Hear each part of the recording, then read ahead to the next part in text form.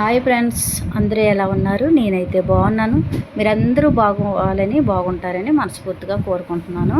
Welcome back to my channel Raman Revathi diaries. ఒక మంచి juice అయితే చేస్తున్నానండి. చాలా మంచి హెల్తీ జ్యూసు. మార్నింగే ఒక బీట్రూట్ అయితే తీసుకున్నాను నేను. బీట్రూటు, క్యారెట్, ఆరెంజ్ ఒకటి, ఇవన్నీ శుభ్రంగా కడిగేసుకొని పై తొక్క అయితే తీసేసుకొని నేను ఆరెంజ్లో ఉన్న ఆ పై తొక్క తీసేసి లోపల విత్తనాలు ఉంటాయి కదండి, విత్తనాలు కూడా తీసేసుకోవాలి.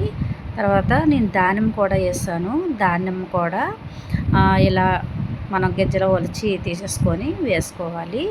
క్యారెట్ పై తురిమేసుకోవాలి తొక్క తీసేసి.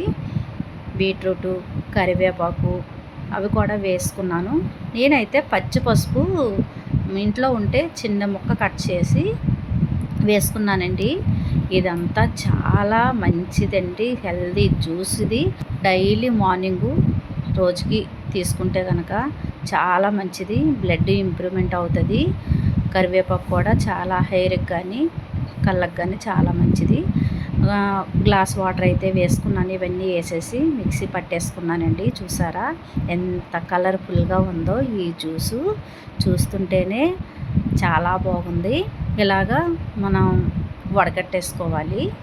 శుభ్రంగా రసం అంతా వడగట్టేసుకొని ఇలా గ్లాసులో పోసేసుకొని మా పాప నేను కూడా తాగేస్తామండి. సరికో గ్లాసు. ఎంత బాగుందో చూసారా. టేస్ట్ కూడా చాలా బాగుంది. మంచి హెల్తీ జ్యూస్ కూడా. ఇంకా నెక్స్ట్ కాయగూరలు అయితే వచ్చాయి. తీసేసుకున్న తర్వాత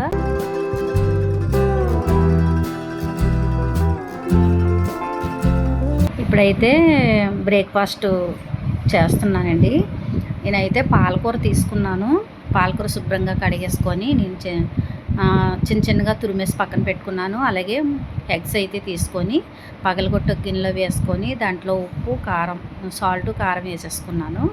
అలాగే పాలకూర కూడా మనం తురుముకున్న పాలకూర కూడా వేసుకున్నాను. పాన్ తీసుకొని ఆయిల్ వేసుకున్నాను. ఆయిల్లో మనం ముందుగా కలిపి పెట్టేసుకున్న ఈ గుడ్లు పగలగొట్టి వేసుకొని అది పాలకూర, కారం, సాల్టు ఇవన్నీ వేసేసుకొని బాగా మిక్స్ చేసి నేను ఆమ్లెట్ అయితే వేసుకున్నానండి. ఎంత బాగుందంటే పాలకూర ఆమ్లెట్ చాలా టేస్ట్గా ఉంది. బ్రేక్ఫాస్ట్ అయితే మేము ఇలా చేస్తాం. ఇప్పుడైతే లంచ్ టైంకి అయితే మేము కాకరకాయ పులుసు అయితే నేను పెడుతున్నాను. చాలా అంటే చాలా బాగుంటుంది కాకరకాయ పులుసు. చాలా మంచిది కూడా. ఇది చేదని పిల్లలు తినడం మానేస్తారు. నేనైతే కాకరకాయలు ఒక పావు కేజీ తీసుకున్నాను. పావు కేజీ కాకరకాయ ఇలా పైన ఉన్నది నేనైతే తీయలేదండి. అది దాంతోనే నేను పులుసు అయితే పెట్టేశాను. శుభ్రంగా చిన్న చక్రాల్లా కట్ చేసుకొని సాల్ట్, కొద్దిగా పసుపు వేసి ఇలాగా మనం ఒక 5 నిమిషాలు కలిపేసి పక్కన ఉంచేస్తే కనుక దాంట్లో ఉన్న వాటర్ ఎక్స్ట్రా వచ్చేస్తుంది. అలా పిండేసి నేను కళాయిలోనైతే ఆయిల్ వేసుకొని వేడెక్కిన తర్వాత కాకరకాయ ముక్కలు వేసేసుకొని పిండేసి కాకరకాయ ముక్కలు వేసుకొని కొంచెం ఫ్రై చేసుకోవాలి. నేను ఇదిగో చూస్తున్నారు కదా, కొద్దిగా ఫ్రై చేసుకొని మరి ఎక్కువ కాదు తీసి పక్కన పెట్టుకున్నాను. అదే కళాయిలో ఆయిల్ ఉంది కదండి, ఆయిల్లోనే నేను జీలకర్ర, ఆవాలు, ఎండుమిర్చి, 2 వెల్లుల్లి రెబ్బలు, ఇంకా ఇవన్నీ వేసేసుకొని చాయ్ మినపప్పు అది వేసుకొని కరివేపాకు కూడా వేసుకొని వేయించేసుకున్నాను. తర్వాత నెక్స్ట్ పచ్చిమిర్చి, ఆనియన్స్ కూడా వేసుకొని ఇలాగా వేయించుకుంటున్నాను. చూస్తున్నారు కదా, నేను చక్కెరల్లా కోసుకున్నాను. ఆనియన్స్ చాలా బాగుంటుంది. బాగా వేగిన తర్వాత టమాటాలు 2 తీసుకొని నేను కట్ చేసి ముక్కలు వేసుకున్నాను. అవి కూడా కొంచెం వేగిన తర్వాత కారం వేసుకొని ఒకసారి కలిపేసుకొని కూడా వేసుకోవాలండి. ఇప్పుడైతే ముందుగా కొద్దిగా ఫ్రై చేసుకొని కాకరకాయ ముక్కలు కూడా వేసేసుకొని బాగా కలిపేసుకొని రాళ్ళు వేసేసుకోవాలి. కలుపుకున్న తర్వాత ఇప్పుడు చింతపండు అయితే నేను కొద్దిగా చింతపండు తీసుకున్నాను.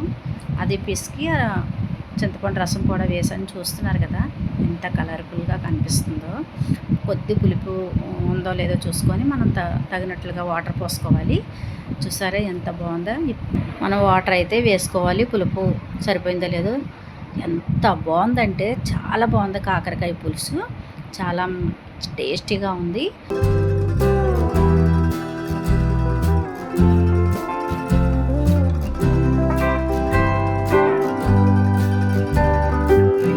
ఇంకా డిన్నర్కి అయితే నేను బెండకాయ ఫ్రై అయితే చేశానండి.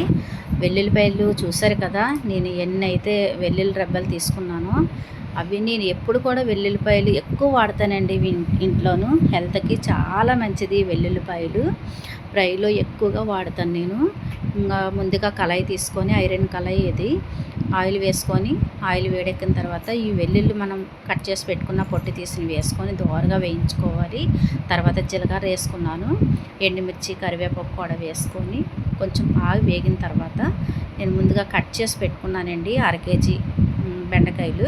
శుభ్రంగా కడిగేసుకొని తుడిచేసి పక్కని పెట్టుకున్న ఒక 5 నిమిషాలు పెట్టిన తర్వాత వాటర్ అంతా ఇంకా తుడిచేస్తాం కదా, చక్కగా అంటుకోకుండా ఉంటుంది. అలా కట్ చేసుకొని ఇలా ఫ్రై చేసుకోవాలి.